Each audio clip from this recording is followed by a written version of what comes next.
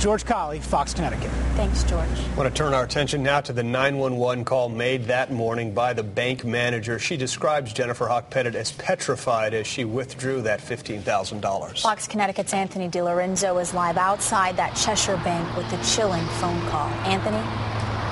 Not only are we hearing those 911 calls that were made to police here in Cheshire, but we're also seeing the video of Jennifer Hauck Pettit withdrawing $15,000 from that Bank of America branch to try and save her family.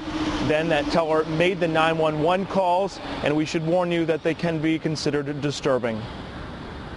9:21 a.m. July 23, 2007, a bank manager makes a 911 call alerting police that Jennifer Hauck Pettit calmly withdrew $15,000 while her family was being held hostage.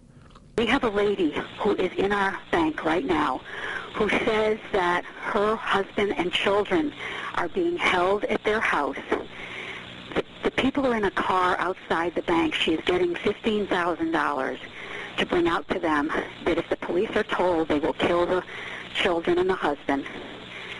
Her name is Jennifer Pettit. Mary Lyons would be the last person to see the 48-year-old alive, who was heroically trying to save her family from a tragic fate.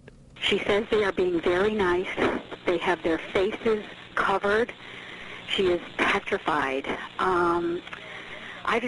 She wasn't going to call the police, but I came in my office and I did. The manager was able to relay to police the Pettit's address, a description of defendant Stephen Hayes, and the car he drove Mrs. Pettit away in. And they told us they wouldn't hurt anybody if she got back there with the money.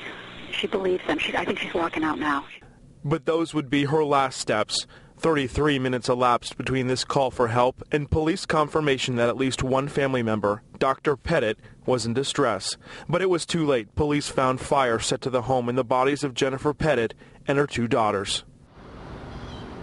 The judge ended day 3 of trial by telling the jurors that they probably had been through the toughest part of this entire ordeal so far, and that if they wanted, they would be able to console each other. Coming up in our next hour, we spoke with a gentleman who lives here in Cheshire who was in the courtroom yesterday, and you'll hear from him. Reporting live in Cheshire, I'm Anthony DiLorenzo, Fox, Connecticut. Thanks, Anthony.